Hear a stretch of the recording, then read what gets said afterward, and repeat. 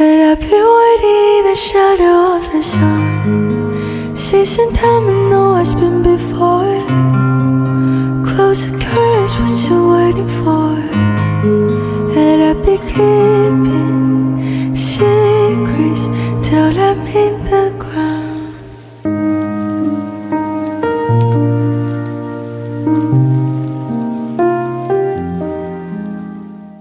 Nurgun dostlar, özünüzün ata-anasılar bo'lgan munosabatining yaxshi bo'lmayotganligi. Garchi yaxshilayman desam, bir xil urushib kelayotgan. Munosib bo'lgan vaqtda kesbiy til so'zsak, kallisda munosabatini yaxshilashni o'ylasimi, biroq badanda bir xil qarshilik bordi, konju bordi. Bu xuddi ota-onalar bola o'tirsida bir-birini yaqinlashtirmayotgan bir mixvodek-da, yaqinlashay desizlar, mix bordi. Şuna biz mush qatimliq zo'pingsimizda mushni hal qilmoqchi. Ota-onalar bola o'tirishga munosabatni yaqinlash uchun, haqiqiy yaqinlashtirish uchun, yag'anliqqa biomen shangda emasda, yuzak ko'rinishda emas, haqiqiy yaqinlashtirish uchun chuqur bularni yaqinlashtirmayotgan ash mixni elitishga to'g'ri keladi. Bu mixni elitish uchun bu mixni ko'rishga to'g'ri keldi. Biz nurg'un masalarimizning yiltizini ko'rgan vaqtda Allabırın bu meseleni biz 50, 60, 70 bir səhəli qıyğan bolumuz deyil. Bu mıx dəl nimə degəndə bədəndəki bir xil əslimədə, yəni bədəndəki ballardakı ata-ana bolğan açıq və narazılıq dəl muşu mıqqa vəkillik qıldı. Gerçi nurgun adam bunu ministə əsləyənməgən bilən bədəni bunu əslab aldı deyən gəp. Yoki bəzilər ministəm əsləyəliydi. Onu bolduqlı yutuşuna, keçirişini oylusunu, bırak bədən onu təxə to'liq kechirishga, to'liq bo'ldi qilishga unmay turib oldiga bo'ladi. Shunga yaqinlashayman bo'ldi, yaqin bir o'tay deb, shundaq yaqin munosabat o'tishni o'ylashim badanda bu xil konjuchu kuchaydiki ojizlamaydi degan gap. Shunga biz oldi bilan mushkil norozilik va ochiqning yiltizning oriq ko'rinish, psixikalik oriq ko'rinishni ko'rib chiqishimiz kerakda. Bu xil ochiq va norozilik bir qism xatolarning ongsizlik tufayli ballarda şekillendirdiğin psixikalik zərbəsini görsündü. Ömdə müşahede bir nərsini deyiş gerek. Biz bunu tılıq elişsə, bərgiz ata-analarını eyibləşəməz. Yoki ata-analarını özünü eyibləş düşünməzdə. Çünki bu yerdə ballara psixikalik zərbəsini şekillendirdiğini ata-ananın birinin şəxs emasdə. Belki ata-anadaki ansızlık. Gerçi bu ansızlık ata-ana arkalık ifadelengen bolsa mı? Ansızlık ata-ana arkalık mevcut sakladığın bolsa mı? Bırak ansızlıkta bir ayrım gevde o. Bunu şəxslər birleştirib olmayımız. Bu xuddi adamni bir süzük bir stakan, aynek stakan oxşasanız, onun içinde meyne su var degan gap. Bu meyne su gerçi stakan içinde bolsa mı? Bırak bu stakan təvə emas. Adam o məngü pakiz stakan oxşaydı. Bırak onun içinde bazı meyne su bolqalı. Ansızlıqның özü meyne suyunun bir qismi. Yani bir qismi ədəblərdə məsələn açıq və başqalarına nisbətən bir xil öşmənlik boluşu mümkün. Bırak bu adam məsələ yox.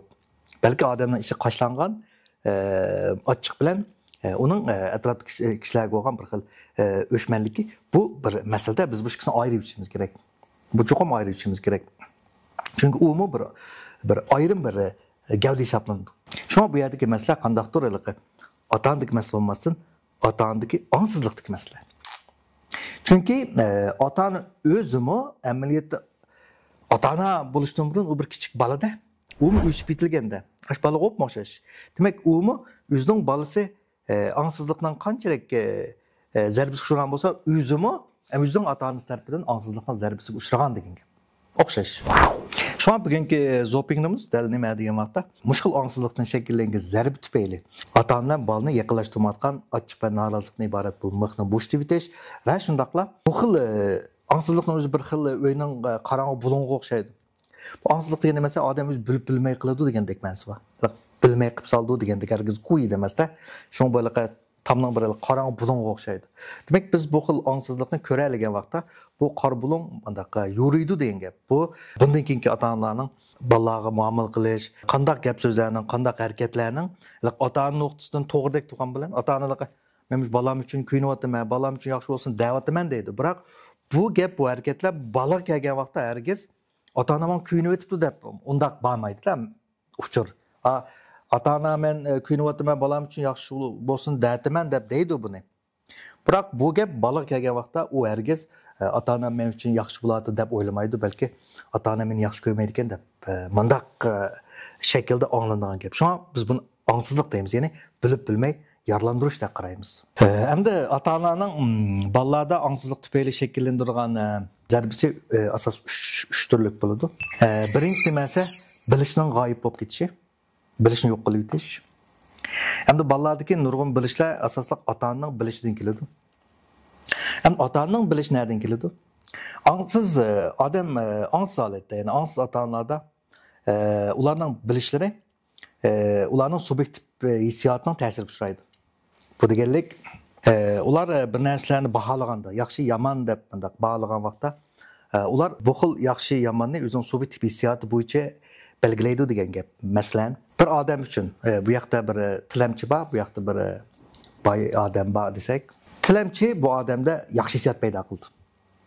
Subyektiv hissiyoti degan yaxshi hissiyot nima qiladi deganda u tilamchini ko'rganda o'zining uningdan bir xil ustunlik tuyg'usi tufayli yaxshi hissiyot paydo qildi. Masalan, bayroq odamni ko'rgan vaqtda bu odam buningda nachar hissiyot paydo qildi.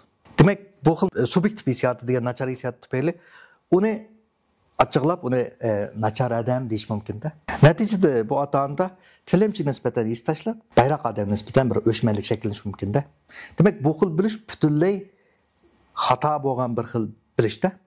Demak, bu xil bilish bolalarga yetib kelgan vaqtda bolaning vujudida tabiiy qandaq bir hodisa shakllandi deganda, u bir xilligi keyin cho'ng bo'lgan vaqtda boy bo'lishga tirishsimi, badanda bir xilligi cheklan bordekcha uni tortib turayotgandek. Namratroq tursa, o'zini bir xil bexatar his qiladigan bir xil g'alati hodisa shakllandi degan gap. Ham dunyo bir kuzatuvchi, odam bir kuzatuvchi. Biz dunyoni qanday kuzatsak, dunyo bizning kuzatishimizga moslashib turadi. Masalan, siz dunyoda yaxshi odamlar, nachar odamlardan ko'p desangiz, to'g'ri chiqaveradi. Dunyo shu bo'yicha sizga moslashib turadi degan gap. Unda o'ylamay, sizda nachar odam la yaxshi odamlardan jiq desangizmi, dunyo shu bo'yicha moslashib turadi. Yo'q, dunyoda bir yaxshi odam yo'q desangizmi, to'g'ri chiqaveradi. Sizga sappa shundaq nachar odamlar holatda moslashib turadi. Agar dunyoda bayatimiz degandek, Pokiston degandekchi nachar odam yo'q, yaxshi odamlar bor desangizmi, dunyo yalnız sizga moslashib turaveradi degan gap. Demak, ota-onalardagi bu xil subyektiv hissiyot tufayli dunyo va odamlar to'g'risida yakunlab olgan xato bo'lgan bu ko'z qarashlari bolalar sinib kirgan vaqtda uning keyingi ijtimoiy aloqasi va yoki iqtisodiy taraqqiyotida zo'r darajada ta'sir kuchaydi degan gap. Bu xil ota-onalarning xato bo'lgan, biroq o'zi to'g'ri deb olgan bu xil bilishlari bolalarning bilishdagi o'zining ko'zi bilan dunyoni ko'rish, o'zining ko'zi bilan dunyoni bilish tayinish nuqtasini g'oyib qilib degan gap. Demak, odam dunyoni o'zining subyektiv hissiyotidan iborat rangli ko'zoynak orqali kuzatadi degan gap. Natijada biz insonlar uchun eng muhim bo'lgan tasavvuri, bolalarning uchun eng kuchli tasavvur iqtidori yo'qolib ketadi. Tasavvur degan bizning shuncha ko'zimiz emasmi? Masalan, mening o'g'lim kepinekni dengiz ostida uchadigan qilib rasm chizibdi-da. Bu tupiltiz elib aytgan vaqtda qat'iy xato emas. Gerçi kepinekning dengiz ostida o'zishi texi yuz berib boqgan hodisa bo'lganidan u yuz bermaydigan hodisa emas. Kelgusi yuz bermaydigan hodisa emas-da. Bu bir tasavvur.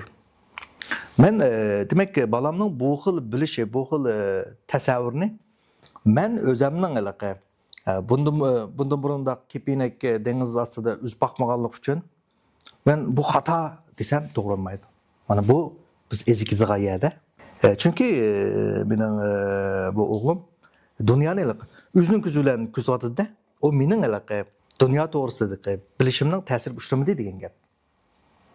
Masalan, uning yozgan ma'shira qarab baxsak, o bir xil insonlar o'rtasidagi tushunishdan shakllangan muhabbatni bir supurgi bilan buning o'rtasidagi munosabat orqali ifodalayapti. Demak, buning o'yining buning bilan supurgining o'zaro aloqasi orqali buni yaxshi bir tushuntiryapti-da.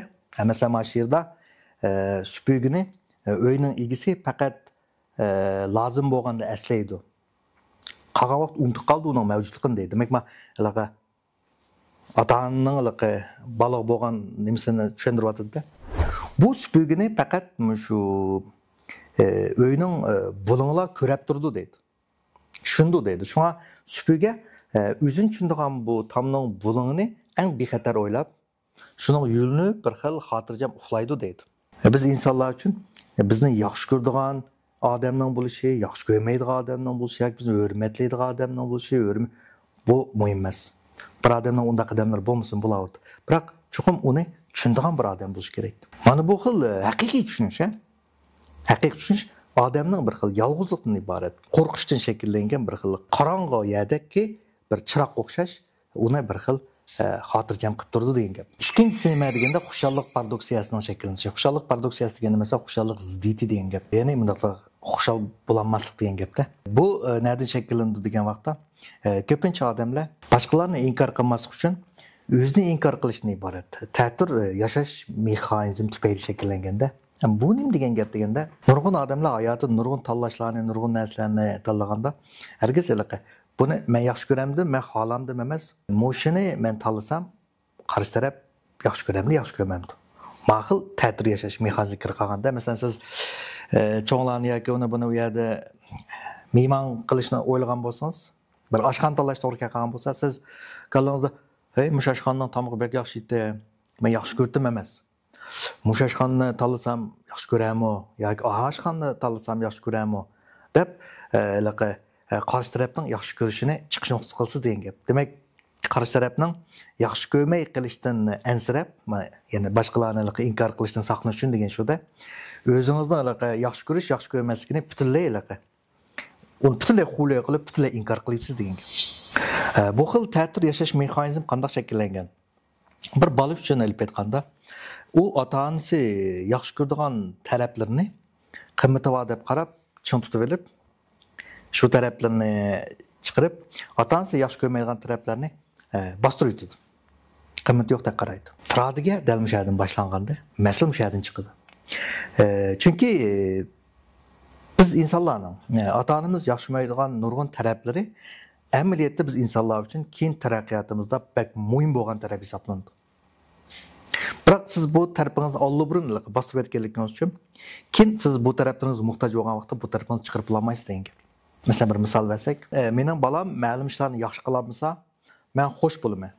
Mening bu xil xushalligimni ko'rgan vaqtda yoki maqtig'inimni ko'rganda, mening balam ma'lum ishlarni yaxshi qilolmaydigan tarafini qimmati bor deb o'ylaydi. Bunday qilgan vaqtda bir ishlarni yaxshi qilolmaydigan tarafimi uning vujudida yashaydigan bir bo'shliq bor degan gap. Bizning bir ishlarni yaxshi qilolmasligimiz intayin muhim hisoblanadi. To'limi muhim hisoblanadi. Chunki bu har bir ishni yaxshi qilishning bir pashtiqi hisoblanadi. Agar sizning bir ishlarni yaxshi qilolmagan tarafingiz ota-ona tarafidan zarb uchraganda, tillashqa yoki bo'lmasa nachar baho uchragan vaqtda siz bu xil yaxshi qilolmagan tarafingizni bostirsiz. Natijada zamin ishlarni yaxshi qiladigan bir odamga aylanasiz degan gap. Bu mukammal parastlik qarab taraqqiy qilsiz. Birinchi siz hech qanday narsani yaxshi qilsangizmi, ko'nglingizda yaxshi bo'lmagandek his qilsiz. To'xtamay o'ylaysiz, to'xtamay yashashuncha qandoqlar deb bir charchaydigan bir holatga kirib qolsiz. Asta-asta bir ishlarni yaxshi qilolmaydigan tarafingizmi, ya'ni boshqa bir ishlarni yaxshi qilolmaydigan menmi sizga hujum qilishga boshlaydi. Qanday hujum qilishga boshlaydi deganda, bu xil ishlarni yaxshi qilolmaydigan tarafingizni kontrol qilish uchun siz mukammallik qarab, hamma narsani eng ko'ngildagidek eng yaxshi qilaman deb charchaysiz. Barbara qanday odamga aylanib qolsa, to'yanjin shakllanadi.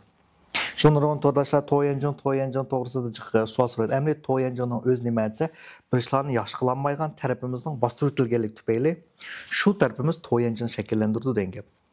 Bu Barbara yana nima shakllanadi? Yiyun shakllanadi. Manshin yiyun. As xarakterlik yiyun shakllantirib qo'ydi. Ya'ni sizning bir ishlarni qilganingiz bor, ammo badningiz sidir qilg'izmaydi.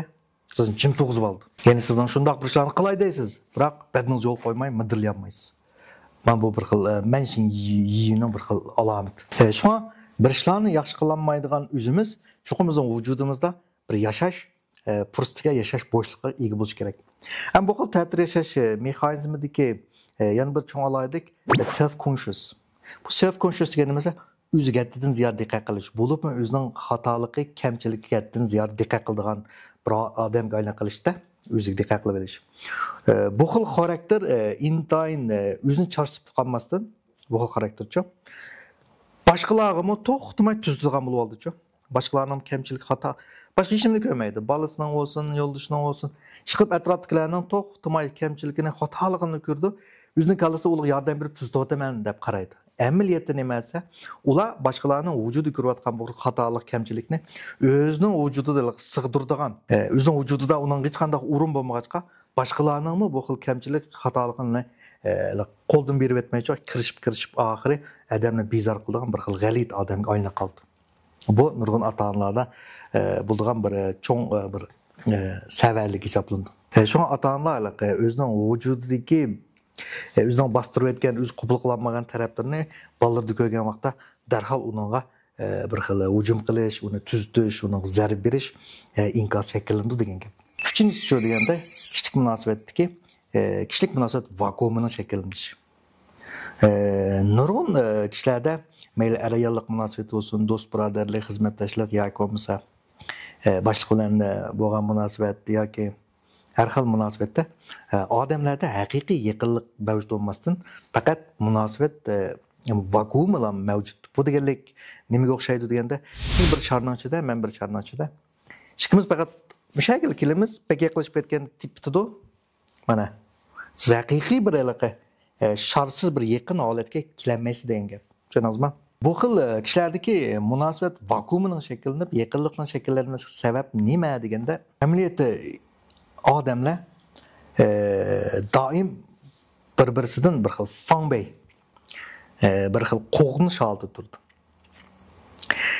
Mutlaq ko'p sondagi kishilik munosabatlarning hammasi nima ustida qurilgansa, yaxshi muomala, yaxshi bahoda. Masalan, bir qiz bir o'g'ilning yaxshi muomalasi, yaxshi bahosi tufayli uni yaxshi ko'ra qoldi, bu munosabat shakllandi. Do'st birodarlikdimi shu? Onun yaxshi muomala qilib maqtab, ma'maning yaxshi muomala qilib maqtab, musholat saqlandi. Xizmatdoshlar o'tirisida shu.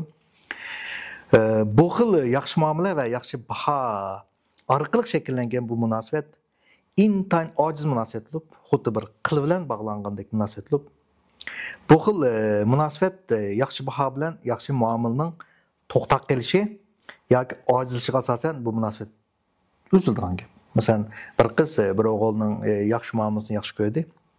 Bu yaxshi muomala barbara to'xtadi, susladi. Demak, bu munosabat ig'ir tahdid ichiga qoldi degan gap. Shundoq bir narsani tushunish kerakki, mayli qandaq bir xil yaxshi muomala bo'lsin, yaxshi baho bo'lsin, dastlabda shakllangan. Bu barbara nachar muomalaga o'zgaradi. 100% o'zgaradi. Neymiş o'zgaradi? Amaliyotda nurg'un odamlar, mayli ayollik, do'st birodarlik yoki boshqa munosabatlar bo'lsin, bu xil kishilik munosabatni faqat va faqat qarshi tarafni o'zining ichki aqidasini isbotlaydigan bir qurolga aylantirib oldi. Endi bu nima degan gap? Asraq ama tas olgan bilan bek muhim. Agar bir odamda meni hech qanday odam haqiqiy yaxshi ko'rmaydi degan bir ichki aqida shakllanib qolgan bo'lsa, shinyan belief, shinyan shakllanib qolgan bo'lsa, bu xil mengisida tirishib, uni haqiqiy yaxshi ko'radigan bir odamni izlab yurdi. Biroq, qarangmi, izlab, ongli qoldi, izlaydi. Meni yaxshi ko'rdi, meni yaxshi ko'rdi ekan, meni haqiqiy yaxshi ko'rdi deb izlamdi. Biroq u ongli izlagan bilan ishga aqidasi, meni hech kim yaxshi ko'rmaydi, ishga aqidasi emasmi? Ongsiz oldi, eng oxirida yana nimani jazo qilib chiqdi deganda, eng oxirida mana meni yaxshi ko'rmaydi degandim-ku, deymizmi? Meni haqiqiy yaxshi ko'rmaydi. Ya mening chiroyimni yaxshi ko'ryapti, pulim yaxshi, men foydalanmoqchi degan shu ishga aqidasiga moslashtirib, bu xil kishilik munosabatni eng oxirida o'ziga azob qiladigan bir holatni shakllantirib oldi degan gap. Yoki bo'lmasa, sizning ishga aqidangizda meni baribir u tashlaydi degan aqid bo'ldi. Biroq siz angliq kallangizda chin eslab olsiz, tashlab etmaslik uchun turishsiz, qarshi tarafdan tashlab etmaslik uchun siz nimda shuni qildigan bir odamga aylansiz. Biroq shunda qilibmi, eng oxir nimasi, ya'ni ishga aqidangiz isbotlanib, u tashlayıp ötüdü. Azap, mana qarang, yani azap. Yoki sizning ishga aqidingiz boshqalar mendan foydalandi, meni aldaydi. Yoki men beypan qildi degan bo'lib qolgan bo'lsa, siz dal mushundan qarshi harakat qilsiz, qarshi tarafning sizni aldab qo'yishi yoki beypan qilishni saqlanish uchun gumonxo'r bo'lsiz, ashundan oldini olaman debchi. Shundaq tirisiz. Biroq endi bu kishilik munosabatingiz sizning ishga aqidini isbotlaydigan bir jarayonga aylanib qoldi. Siz qarshi tarafga shunchalik o'chilib ketsiz, azoblansiz degan gap. Shuningdek, ishga aqida o'zgarmaguncha bu xil munosabat vakuumdan iborat bu kupikning har zamon etilibchi vayron bo'lish ehtimolligi mavjud bo'ladi. Shunga bu xil ko'pincha bu xil yaxshi muomala, yaxshi bao bilan shakllangan bu xil ojiz kishilik munosabat tizla nachar baho, nachar muomala orqali bir o'chmanlik aylanib qoldi degan gap. Endi gapimizni xuloslasak, tilash to'sab bir balaning ota-ona bilan bo'lgan ziddiyati, qarang. Amaliyotda bu odamning, ash balaning ota-onasi norozi bo'lgan yoki ota-onasi rozi bo'lmagan o'zi bilan bo'lgan bir ziddiyatida.